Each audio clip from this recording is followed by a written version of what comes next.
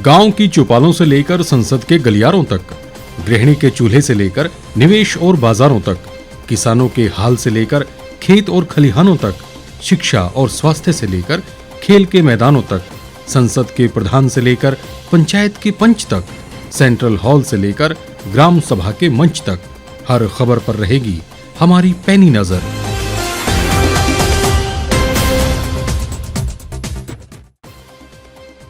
PM की जम्मू कश्मीर को सौगात 5 लाख रुपए तक का मिलेगा स्वास्थ्य बीमा। सरकार के 3 साल पूरा होने पर बोले सीएम जयराम ठाकुर, जनता ने दिया पूरा सहयोग। क्रिसमस पर शिमला पर्यटकों से गुलजार, गवर्नर ने दी शुभकामनाएं।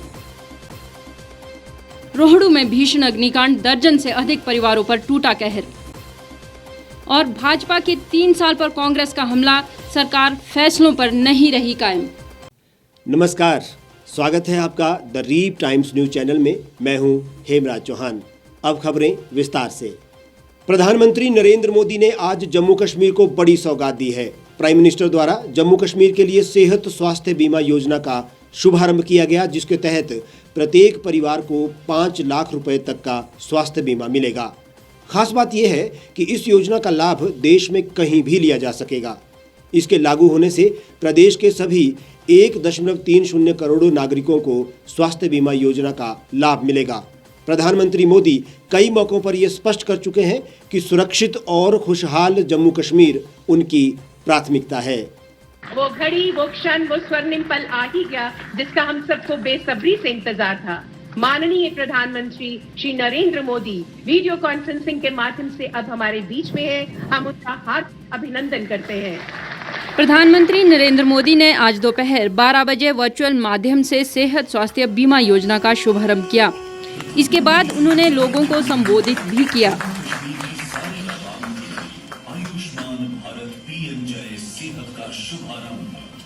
समाज की आखिरी पंक्ति में जो इंसान खड़ा है, गरीब से गरीब को इलाज मिले, स्वास्थ्य की बेहतर सुविधा मिले, गरीब की सेवा करने का मैं समझता हूं उससे बड़ा कोई कार्यक्रम नहीं हो सकता है, अभियान नहीं हो सकता है, योजना नहीं हो सकती। इस मौके पर केंद्र शासित प्रदेश जम्मू कश्मीर के उपराज्यपाल मनोज सिन्हा भी मौजूद रहे। बता दें कि 2 वर्ष पहले लागू प्रधानमंत्री जन आरोग्य योजना के तहत जम्मू कश्मीर के 30 लाख लोगों को कवर किया गया था। इसके अलावा अन्य 1 करोड़ लोगों को सेहत स्वास्थ्य बीमा योजना के तहत कवर किया जाएगा। दोनों योजनाओं के लाभार्थियों को एक जैसी सुविधाओं का लाभ मिलेगा। देश के 50 करोड़ से ज्यादा भाई बहनों को 5 लाख रुपए तक का हेल्थ इंश्योरेंस देने वाली ये दुनिया की अपनी तरह की सबसे बड़ी योजना है। भाइयों बहनों, जम्मू कश्मीर की वादियों में हवा इतनी शुद्ध है, प्रदूषण इतना कम है कि स्वाभाविक रूप से हर कोई चाहता है, और मैं तो जरूर चाहूंगा कि आप हमेशा स्वस्थ रहें। हाँ, अब मुझे ये तसल्ली है कि बीमारी की स्थिति में आयुष्मान भारत सेहत स्कीम आपकी एक साथी बनकर मौजूद रहेगी। साथियों, इस स्कीम का एक और लाभ होगा जिसका जिक्र बार बार किया जाना जरूरी है। आपका इलाज सिर्फ जम्मू कश्मीर के सरकारी और प्राइवेट अस्पतालों तक सीमित नहीं रहेगा, बल्कि देश में इस योजना के तहत जो हजारों अस्पताल जुड़े हैं, वहां भी ये सुविधा आपको मिल पाएगी। आप मान लीजिए मुंबई गए हैं और अचानक जरूरत पड़ी तो ये कार्ड मुंबई में भी आपके काम आएगा। आप चेन्नई गए तो वहां भी काम आएगा, वहां के अस्पताल भी मुफ्त में आपकी सेवा करेंगी। आप कोलकाता गए हैं तो वहां मुश्किल होगा, क्योंकि वहां की सरकार आयुष्मान योजना से नहीं जुड़ी है। कुछ लोग होते हैं, क्या करें। देश भर में ऐसे 24,000 से ज्यादा अस्पताल इस वक्त है जहां सेहत स्कीम के तहत आप इलाज करा पाएंगे। कोई बंदिश नहीं, कोई रोक टोक नहीं, किसी को कमीशन नहीं, कट का तो नामो निशान नहीं, कोई सिफारिश नहीं, कोई भ्रष्टाचार नहीं। सेहत स्कीम का कार्ड दिखाकर आपको हर जगह इलाज की सुविधा मिल जाएगी। प्रधानमंत्री नरेंद्र मोदी की तरफ से सेहत स्वास्थ्य बीमा योजना का शुभारंभ करने के साथ ही प्रदेश में इस योजना के तहत पंजीकरण करवा चुके लाभार्थियों को गोल्डन कार्ड वितरित करने का काम शुरू हो जाएगा। उपराज्यपाल मनोज सिन्हा द्वारा जम्मू कन्वेंशन सेंटर के मुख्य समारोह के दौरान भी कुछ लाभार्थियों को गोल्डन कार्ड वितरित किए गए।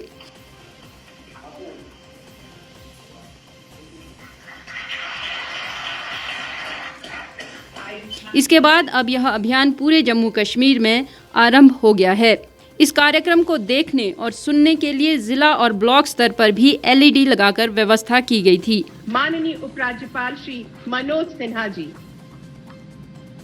भारत के सम्माननीय प्रधानमंत्री आदरणीय श्री नरेंद्र मोदी जी,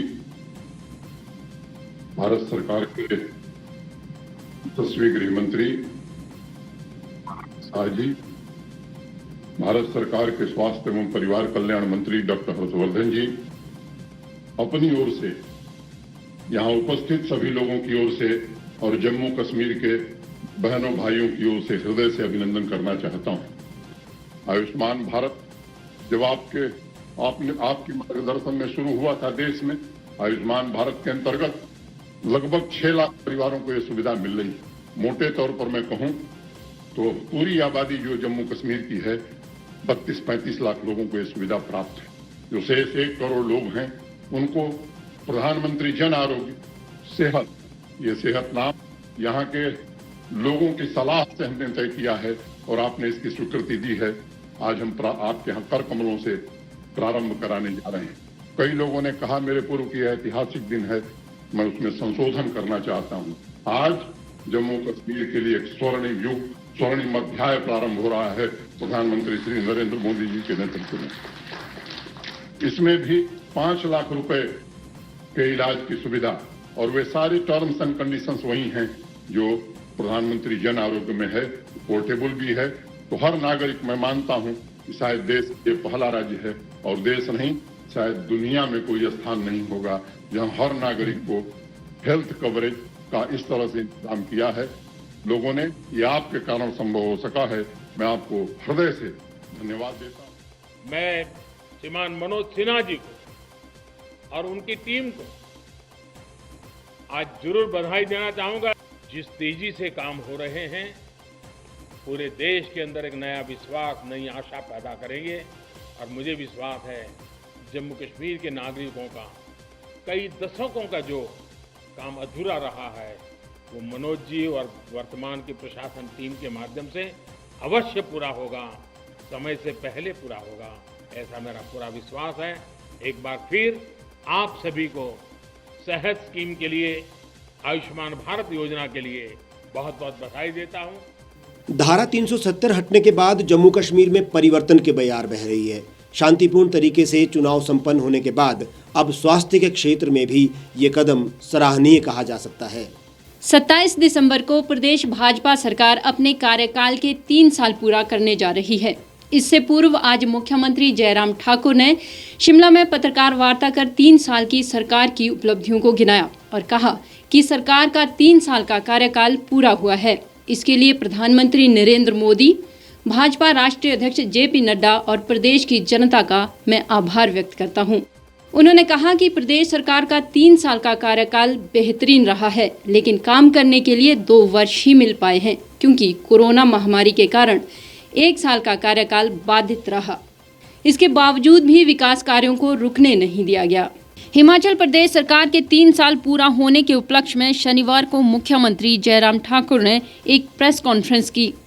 प्रेस कॉन्फ्रेंस में सीएम जयराम ठाकुर ने अपनी 3 साल की उपलब्धियों का जिक्र करते हुए कहा कि कोरोना काल में प्रदेश की जनता ने सरकार का पूरा सहयोग दिया है। सीएम ने कहा कि जब सरकार बनी तो उन्होंने बदले की भावना से काम नहीं किया, बल्कि बुजुर्गों को सम्मान देते हुए 70 साल के वृद्धजनों के लिए पहली कैबिनेट में पेंशन का प्रावधान किया। उन्होंने कहा कि इससे पहले जो भी सरकारें आई वे पिछली सरकार के निर्णय को बदलने का काम करती रही, लेकिन हमने इस संस्कृति को बदला है। नहीं भी है, विपक्ष का भी है, उसके बावजूद भी हम इस बात को सुनिश्चित कर रहे हैं कि हिमाचल प्रदेश के हर क्षेत्र में, हर विधानसभा क्षेत्र में विकास की जो जरूरत है उसको हम पूरा कर सकें। उसके लिए हमने ये सारी बातें छोड़ दी कि किसका विधायक वहां से, किस दल का वहां से प्रतिनिधि आता है, हमने कभी इस बात को अपने दिमाग में, अपने जहन में, दिल में रखा नहीं। विकास हमारी प्राथमिकता है और विकास की प्राथमिकता के साथ हम काम कर रहे हैं। हमने पिछले काम करने के तौर तरीके भी देखे सरकार, और वो ये होते थे जहां किसी के विधानसभा क्षेत्र में अपने हिसाब का प्रतिनिधि नहीं आया, अपने विचार का प्रतिनिधि नहीं आया, विचार का मतलब अपनी पार्टी का नहीं आया। और कई जगह होता है उन नेताओं को पिछले ऐसे दौर भी रहे हैं कि हम उनकी पार्टी का है लेकिन उनके हिसाब का नहीं। सब काम स्थगित, सारे काम रोक दिए जाते थे, बाधित कर दिए जाते थे। इस कल्चर को भी हमने हिमाचल प्रदेश में बंद किया। हिमाचल सारा अपना है, सब जगह काम होना चाहिए, विकास होना चाहिए, ये महत्वपूर्ण है। उस दृष्टि से भी हमने प्रयत्न हिमाचल प्रदेश में किए हैं, ये भी मैं आपके बीच में कह रहा हूं। हमने कोविड के दौरान काम किया।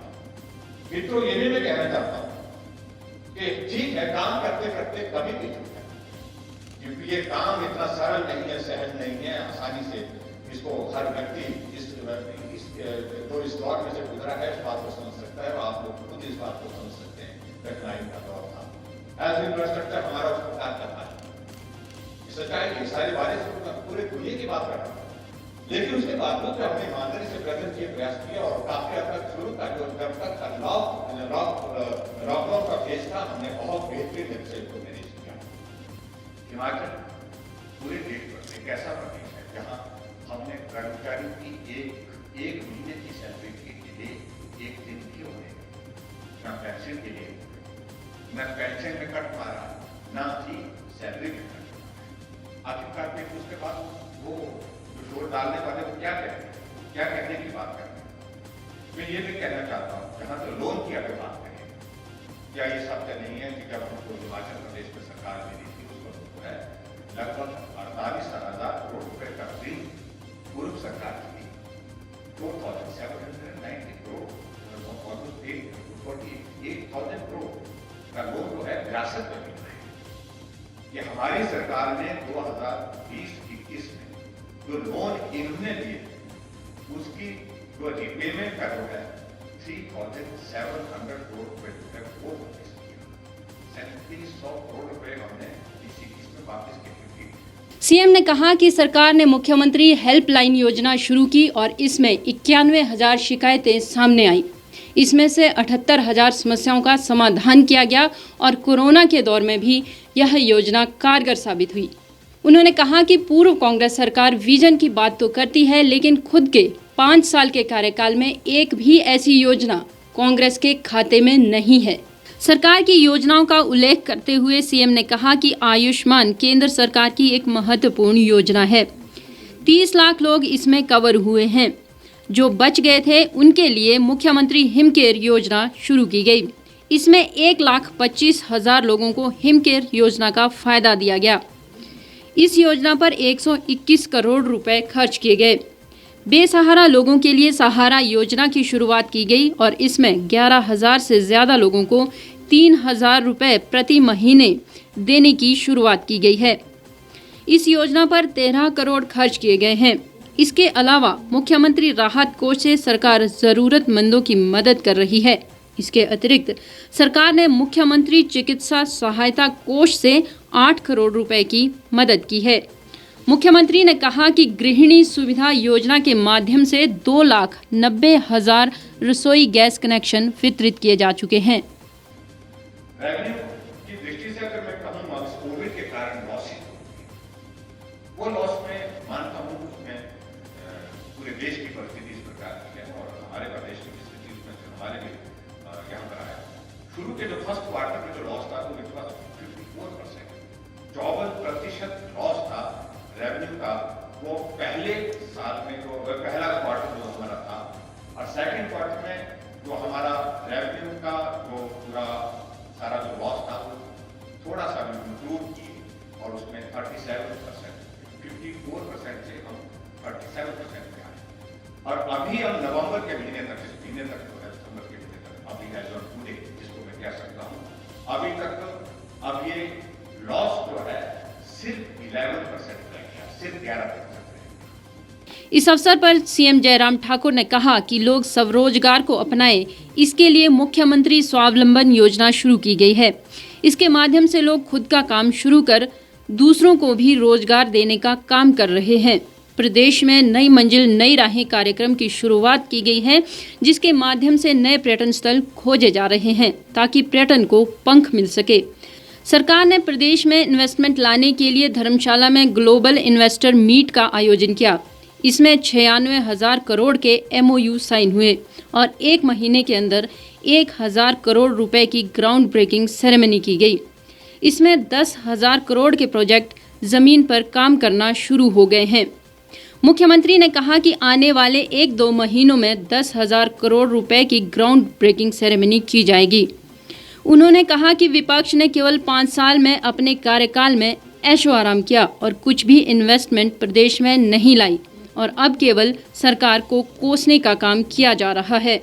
हम इस बात को सुनिश्चित कर रहे हैं कि हिमाचल प्रदेश के हर क्षेत्र में, हर विधानसभा क्षेत्र में विकास की जो जरूरत है उसको हम पूरा करें। उसके लिए हमने ये सारी बातें छोड़ दी कि किसका विधायक कहां से, किस दल का कहां से प्रतिनिधि आता है। हमने कभी इस बात को अपने दिमाग में, अपने जहन में, दिल में रखा नहीं। विकास हमारी प्राथमिकता है और विकास की प्राथमिकता के साथ हम काम कर रहे हैं। हमने पिछले काम करने के तौर तरीके भी देखे हैं। सरकार हिमाचल सारा अपना है, सब जगह काम होना चाहिए, विकास होना चाहिए, ये महत्वपूर्ण है। उस दृष्टि से भी हमने प्रयत्न हिमाचल प्रदेश में किए हैं। ये भी मैं आपके बीच में कह रहा हूं कि हिमाचल प्रदेश में मुख्यमंत्री स्वावलंबन योजना एक नई शुरुआत हमने हिमाचल प्रदेश में की और उसके अंतर्गत इस बात को हमको मान करके चलना चाहिए कि किसी भी सरकार के लिए संभव नहीं है कि वो सभी नौजवानों को सरकारी नौकरी दे सके। हमारा नौजवान अपने पांव पर था स्वावलंबन की दृष्टि से। उस प्रकार से प्रदेश सरकार की कोई विशेष योजना हिमाचल प्रदेश में हम शुरू करनी चाहिए और उस तरह से हमने हिमाचल प्रदेश में एक नई योजना की शुरुआत की और उस योजना का नाम मुख्यमंत्री स्वावलंबन योजना रखा। हालांकि ये योजना हमारी नई योजना है, कॉन्सेप्ट में लोगों तक पहुंचाने में थोड़ा वक्त उसमें जरूर लगा, लेकिन उसके बावजूद अब बहुत तेज गति से ये योजना का लाभ लेने के लिए हमारे नौजवान आगे आ रहे हैं। वर्ष 2022 में होने वाले विधानसभा चुनावों पर मुख्यमंत्री ने कहा कि 2022 में भी भाजपा की सरकार बनना तय है। कांग्रेस पूरे देश में अपने समापन का अध्याय पूरा कर रही है और कुछ राज्यों में जहां कांग्रेस की सरकार है वहां भी समाप्ति की ओर है। इसलिए कांग्रेस सरकार 2022 में सरकार बनाने की जगह पार्टी के अस्तित्व को बचाने की कोशिश करे। विपक्ष को घेरते हुए उन्होंने कहा कि विपक्ष कह रहा है कि सरकार ने कुछ नहीं किया, जबकि हमारी सरकार ने 672 परियोजनाओं के शिलान्यास और उद्घाटन कोरोना काल में किए हैं। इसमें 20 वर्चुअल और 21 एक्चुअल कार्यक्रम हैं। इसके अलावा 3,500 करोड़ की परियोजनाएं जनता को समर्पित की गई। 400 करोड़ की परियोजनाओं का हरोली विधानसभा क्षेत्र में भाजपा सरकार ने काम किया है, जबकि नेता प्रतिपक्ष ने मंत्री रहते हुए विधानसभा क्षेत्र में कोई भी काम नहीं किया है। उन्होंने कहा कि बल्क ड्रग पार्क मिलने की संभावना है। प्रधानमंत्री नरेंद्र मोदी से इसको लेकर आग्रह किया गया है। इस फार्मा में 10,000 करोड़ के खर्च होने का अनुमान है और 70,000 करोड़ का टर्नओवर होने का अनुमान है। साथ ही 15,000 लोगों को रोजगार मिलने की भी संभावना है। देश में 3 बड़े फार्मा जो है वो हब जो है, जहाँ हमारे इस कोविड के संकट में इस बात को अनुभव किया कि कुछ और ज्यादा काम करने की आवश्यकता है, तो बल्क ड्रग फार्मा हब जो है पूरे देश भर में 3 जगह बने हैं। उसके लिए सभी प्रदेशों की ओर से एक प्रोसेस था कि एक मीटिंग था प्रोसेस होगा। किस रेट पे, किस टैरिफ पर आप जमीन देंगे, किस रेट पर आप बिजली देंगे, किस रेट पर आप पानी देंगे और किस तरह से आपकी कनेक्टिविटी है, उसके नंबर रखे गए। और जो 3 बल्क ट्रक फार्मा के हब मिलने वाले हैं, मुझे पूरा भरोसा है, मैंने आज प्रधानमंत्री जी से हाल में जाकर के बात की है और मुझे पूरा भरोसा है, उसमें हिमाचल प्रदेश को 1 बल्क ट्रक फार्मा हब मिलने की पूरी संभावना है, जिसमें लगभग 10,000 करोड़ रुपए का इन्वेस्टमेंट है। जहां इन्वेस्टमेंट के हिसाब से मैंने कहा कि 10,000 करोड़ रुपए का उसमें इन्वेस्टमेंट आएगा, वहां इस बात को जो टर्नओवर उसका आने वाले समय में जो दौर आएगा, तो 70,000 करोड़ के लगभग उसका टर्नओवर रहेगा और लगभग डायरेक्ट इनडायरेक्ट जो है उसमें जो है वो 15,000 लोगों को रोजगार की भी संभावना है। आजाद भारत के इतिहास में हिमाचल प्रदेश के अस्तित्व में आने के बाद लंबे समय तक जो सत्ता में रही, मैं कह सकता हूं कि इतना बड़ा प्रोजेक्ट आज तक जो है वो एक साथ जो है मिलने के लिए, जहां हमने प्रयत्न, मैं उम्मीद करता हूं हमको ये मिलेगा, हमको हिमाचल प्रदेश को उस दृष्टि से प्रयत्न किया हमारा आगे बढ़ने के काम करेंगे। और अब खबर क्रिसमस की। देश भर के साथ हिमाचल प्रदेश में क्रिसमस का त्यौहार बड़े हर्षोल्लास के साथ मनाया गया। शिमला के ऐतिहासिक रिज मैदान में भी क्राइस्ट चर्च में ईसाई धर्म के लोगों ने सुबह से ही प्रार्थना सभाओं में भाग लिया। सरकार के नाइट कर्फ्यू में 1 घंटे की ढील मिलने के बाद शिमला में पर्यटकों की भीड़ देखने को मिली और क्रिसमस पर खूब मस्ती करते रहे। प्रदेश में कोविड-19 संक्रमण का खतरा अभी टला नहीं है। इसके चलते इस वर्ष क्रिसमस का पूरा समारोह बदला रहा। इस बार चर्च में ना तो बड़ी झांकी देखने को मिली, ना ही बच्चों को सांता क्लॉज ने कोई गिफ्ट बांटे।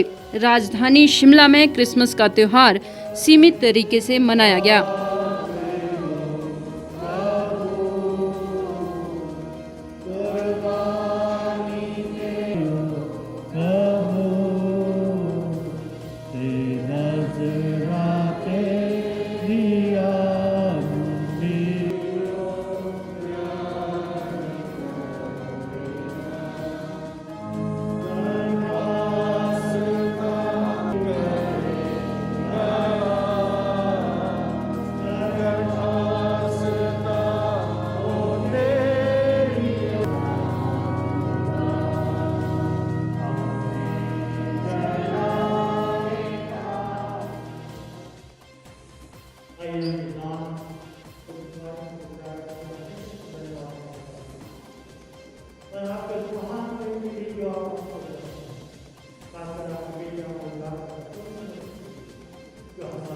आपकी जी आशीष के वक्त में एक तंदुरुस्त से हम फिर से धन्यवाद देना चाहते हैं और आपके बेटे और बेटियों ने अपने कमाई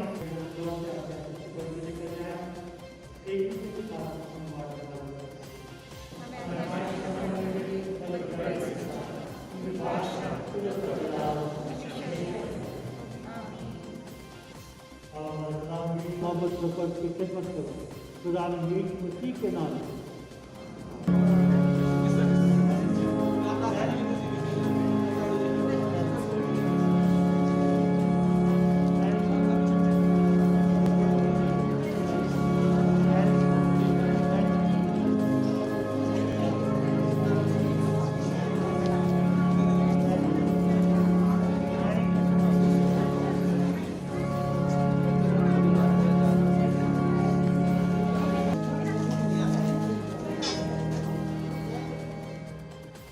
राज्यपाल बंडारू दत्तात्रेय ने भी क्राइस्ट चर्च जाकर प्रार्थना में भाग लिया और प्रदेश के लोगों को क्रिसमस की शुभकामनाएं दी।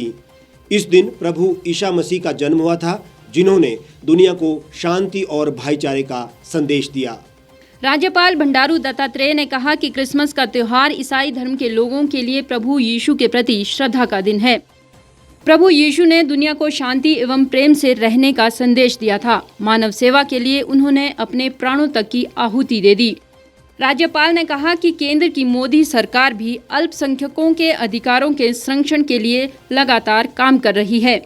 क्रिसमस सभी को शांति, प्रेम और भाईचारे का संदेश देने वाला है। राज्यपाल ने कहा कि अलग अलग मजहब हो सकते हैं, लेकिन देश के प्रति सभी समभाव से समर्पित है। क्रिसमस दिवस है। क्रिसमस दिवस जो है सारे दुनिया में जो ईसाई लोग हैं तो क्राइस्ट को भगवान के रूप में मानकर उन्होंने आराधना भी करते हैं। और आज मैं भी जो है चर्च में आके मैं भी हमारे सारे ईसाइयों के साथ एक सद्भावना, एक प्रेम जागरूक करने के लिए मैंने भी जो है प्रार्थना की और क्राइस्ट का भी जो संदेश था, प्रेम से, मोहब्बत से और सौहार्द से किसी भी विषय को हम प्राप्त कर सकते हैं। तो इसलिए उन्होंने जो प्रेम, करुणा, मोहब्बत जो कहा जाता है आज इस देश में बहुत ज़रूरी है। अलग अलग मज़हब रह सकते हैं, लेकिन देश की उन्नति के लिए अपने मज़हब को अपन कायम रखते हुए और प्रधानमंत्री नरेंद्र मोदी जी का सरकार भी जितने भी माइनॉरिटी लोग हैं उन लोगों की संरक्षण देते हुए उनकी जितने भी हक है उनको हकों को संरक्षण करते हुए उनको मज़हब से जो है उनकी स्वेच्छा की तरफ से वो आराधना कर सकते हैं। लेकिन साथ ही साथ देश की उन्नति और आज ये कोरोना जैसे पैंडेमिक सिचुएशन में दया से, प्रेम से, करुणा से देश में सभी लोगों को जात पात को बाजू लगाकर, ऊंच नीच को बाजू लगाकर हम सब एक है, ऐसी भावना निर्माण करने के लिए क्रिसमस दिवस भी बहुत ही अच्छी संदेश देती है। इसके लिए मैं सारे हमारे ईसाई भाइयों को शुभकामनाएं देता हूँ। चर्च के फादर सोहनलाल ने कहा कि कोरोना के चलते एहतियात बरतते हुए इस बार बड़ा आयोजन नहीं किया गया है। प्रीति भोज के अलावा गिफ्ट भी नहीं बांटे गए। हालांकि खुशी के पर्व पर सारे चर्च को लाइटों से सजाया गया है। उन्होंने कहा कि प्रभु यीशु के जन्म से पहले पूरे संसार में पाप फैल गया था। शैतानी ताकतों के विनाश के लिए प्रभु यीशु ने क्रिसमस के दिन जन्म लिया और पूरे विश्व में प्रेम का संदेश दिया। मानव जाति को चाहिए कि बुरी आदतों को छोड़कर दूसरों की भलाई के लिए काम करें और पूरे विश्व में अमन और शांति फैलाने का प्रयास करें। इस साल क्रिसमस में वो रौनक और वो संगति इतनी ज़्यादा नहीं रही जितनी हर साल हुआ करती थी। कोविड-19 के रहते हुए इस साल बड़े प्रिकॉशन के साथ और कम गिनती के साथ और सादगी में क्रिसमस के त्यौहार को मनाया गया। जो हमारे रात के फंक्शन रहते थे वो भी नहीं हो पाए, जितने हमारे खाने पीने के सेलिब्रेशन होती थी कम्युनिटी के साथ वो भी नहीं हो पाई। और आज जो हमारा लंगर होता था चर्च के बाद वो भी नहीं होगा और उसकी जगह हम जो गरीब और ज़रूरतमंद लोग हैं उनके लिए हम सूखा राशन चर्च के बाद बांटेंगे ताकि वो भी इस क्रिसमस का अनुभव ले और प्रभु का धन्यवाद कर सके। और आज की आराधना में खास प्रार्थनाएं की गई दुनिया की शांति के लिए और हमारे देश के शांति के लिए जो क्राइसिस चल रही है कि प्रभु के सारी अशांत और ये क्राइसिस दूर हो जाए ताकि आने वाला 2000 साल 21 जो जिसमें हम जा रहे हैं बड़े विश्वास के साथ शांति, आनंद और खुशियाँ वो हमारे जीवन में लेकर आएँ। हिमाचल प्रदेश के शिमला जिले के रोहड़ू में भीषण अग्निकांड में कई घर जलकर राख हो गए। रोहड़ू तहसील के लोअर कोटी क्षेत्र के बागी गांव में शुक्रवार देर शाम आग भड़क गई। देखते ही देखते आग ने भीषण रूप धारण कर लिया और कई घरों को अपनी चपेट में ले लिया। आग से करीब 1 दर्जन घर जल गए हैं और 16 से अधिक परिवार बेघर हो गए हैं। प्रदेश में सर्दी के दौरान आगजनी की घटनाएं प्रतिवर्ष होती रहती है। ऐसी ही घटना शुक्रवार को जिला शिमला की रोहड़ू तहसील के गांव बागी में हुई। बागी गांव में शुक्रवार शाम से पहले खूब रौनक थी, लेकिन अग्निकांड ने ऐसे जख्म दिए कि अब राख के ढेर और ग्रामीणों की आंखों में आंसुओं के अलावा कुछ नहीं दिख रहा। अग्निकांड में 1 दर्जन से अधिक परिवारों पर मुसीबतों का पहाड़ टूट पड़ा है। सर्द मौसम में आशियाने जल जाने के बाद प्रभावित परिवार खुले आसमान के नीचे रातें गुजारने को मजबूर हो गए हैं। जीवन भर की सारी पूंजी आंखों के सामने राख होते देख ग्रामीण रोते बिलखते रहे। जिस गांव में कभी सुंदर घरों की रौनक हुआ करती थी, आज वहां राख के ढेर के अलावा कुछ भी नजर नहीं आ रहा है। सिर से छत छिन जाने के बाद अब प्रभावितों को सर्दियों की चिंता भी सताने लगी है। प्रदेश सरकार के कैबिनेट मंत्री सुरेश भारद्वाज ने घटनास्थल पर पहुंचकर पीड़ितों का हालचाल पूछा और नुकसान का जायजा लिया। साथ ही उन्होंने अग्निशमन केंद्र की व्यवस्था करने का भी सुझाव दिया। कल गाड़ियां जब यहां से सूचना गई उसके बाद आई हैं, उसमें पानी जितना होना चाहिए वो पूरा है, क्योंकि पहाड़ों में चढ़ाई में चढ़ना होता है तो बिल्कुल जो है लबालब ऊपर से नहीं जा सकता पानी। जितनी आवश्यकता है उतना पूरा पानी था, लेकिन पानी द्वारा उसमें जो है रिफिल होना चाहिए था, वो यहाँ पर अवेलेबल नहीं था। उसके लिए गाड़ी को वापस जो है वो रोड जाना पड़ा, जिसके कारण जो है लेट हुआ है। और बहुत सारे लोग थे यहाँ पर, 300-400 लोग जो है आगे थे, और जब बहुत सारे लोग आ जाते हैं फिर वो 3-4 फायर ब्रिगेड वालों को काम भी नहीं करने देते कई बार। इसलिए इन चीज़ों के ओर भी जो है हमको थोड़ा ध्यान रखना चाहिए। इसमें एक सुझाव यहाँ पर बहुत अच्छा दिया है कि घरों जब बनाते हैं हम तो फायर एक्सटिंग्विशर्स जो है सब जगह रखे जाएं। पर्टिकुलरली पंचायत जो है इसका प्रबंध करें। तो इसके लिए मैं माननीय मुख्यमंत्री जी से और रूरल डेवलपमेंट मिनिस्टर से जो है वो बात करूंगा कि इसका प्रोविज़न जो है वो हम अपने जो है वो मैनुअल में या जो है वैसे निर्देश हम करें कि जब मकान बनाए जाते हैं तो उसमें जो है फायर एक्सटिंग्विशर्स का भी प्रबंध करें। गरीब लोग नहीं रख सकते हैं, हालांकि बहुत सस्ता मिलता है, वो 3-4 हज़ार का होता है, लेकिन पंचायतें जो है इसका प्रबंध करें, क्योंकि दूर दराज के एरिया में पानी के सोर्स कम होते हैं, टैंक्स नहीं है जैसे मैंने पहले कहा, तो उसको पानी अगर लेना पड़े या एकदम तुरंत जो है वो रोहड़ू से बागी अगर जो है गाड़ी को आना है तो टाइम लगेगा उसमें। तो इसलिए तब तक छोटी मोटी जो है सहायता हो सके, उसके लिए अगर आपके पास गैस के एक्सटिंग्विशर्स जो है वो होते हैं तो उससे आप फौरी सहायता जो है वो आग बुझाने के लिए कर सकते हैं। तो इसकी भी हम रिपोर्ट जो है वो सरकार को देंगे और कोशिश करेंगे कि इसको कानून में जो है व्यवस्था करें ताकि सब जगह इस प्रकार की व्यवस्था हो। राजीव भवन शिमला में एक संयुक्त पत्रकार वार्ता करते हुए प्रदेश कांग्रेस अध्यक्ष कुलदीप सिंह राठौर और नेता प्रतिपक्ष मुकेश अग्निहोत्री ने भाजपा के 3 साल पूरे होने पर कई तीखे हमले बोले हैं। उन्होंने कहा कि सरकार अपने किसी भी फैसले पर कभी कायम नहीं रही। नेता प्रतिपक्ष ने भाजपा के 3 साल के कार्यकाल को जयराम सरकार के कुशासन और विश्वासघात और बर्बादी के 3 साल बताए।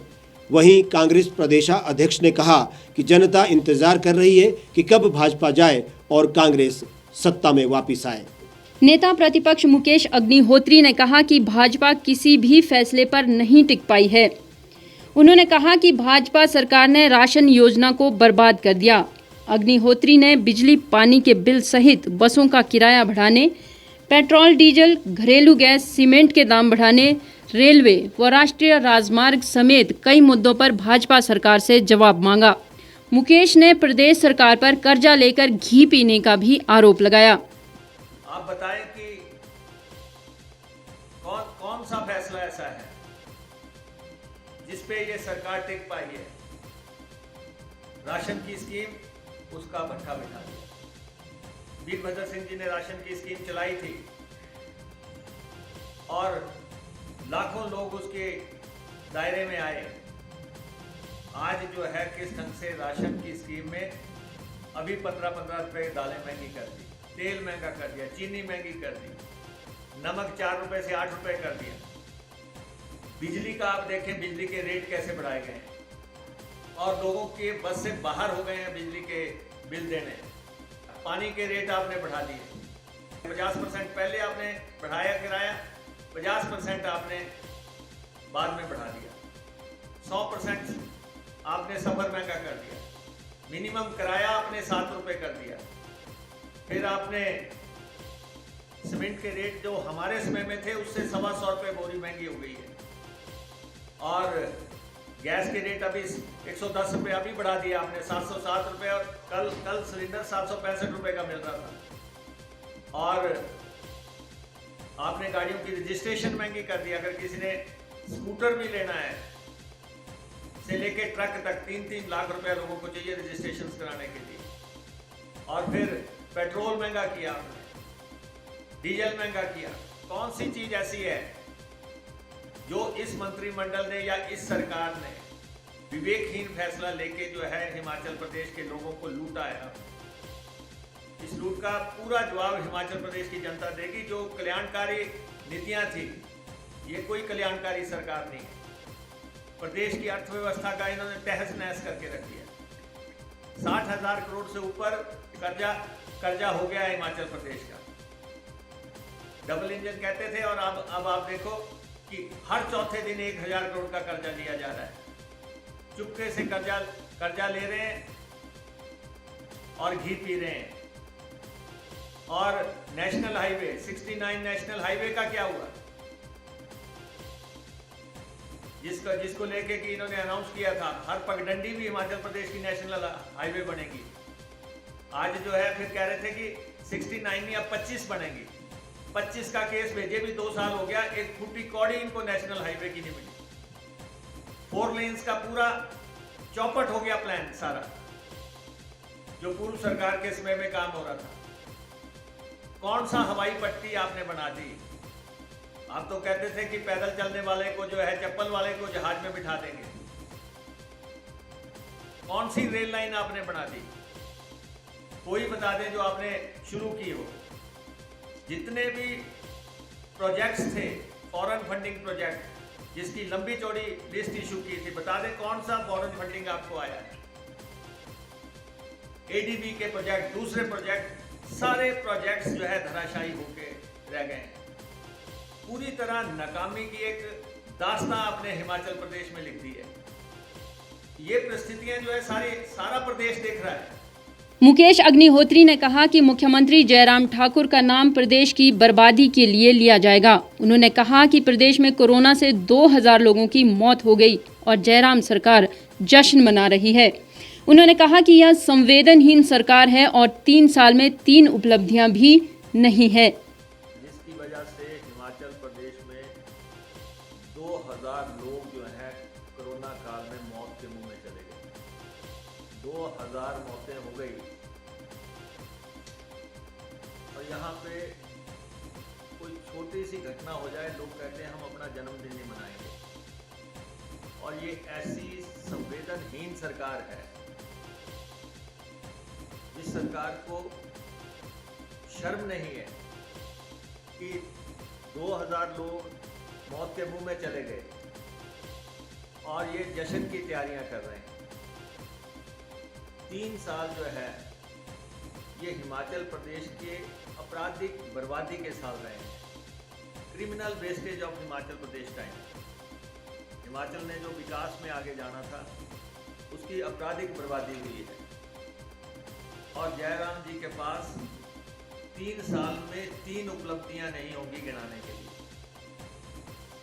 और इनको ये समझ लेना चाहिए, इनको अपनी लीडरशिप को बता देना चाहिए कि हमारी वजह से 2,000 लोग जो है मौत के मुंह में गए हैं।